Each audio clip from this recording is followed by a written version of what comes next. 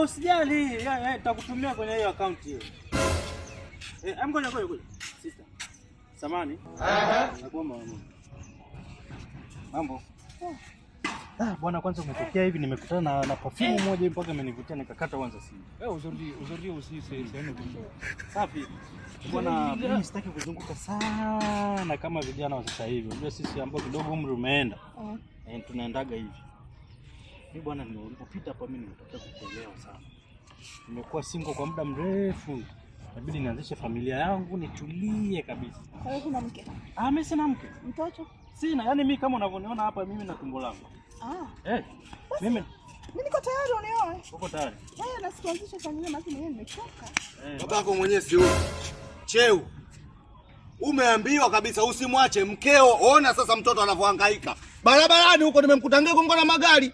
Alafu analalamika hajala. Wewe unaweza kulea familia, mrudishe mkeo kaka. Mimi nakwambia. Wewe unazurura sana, ulikuwa unaenda wapi?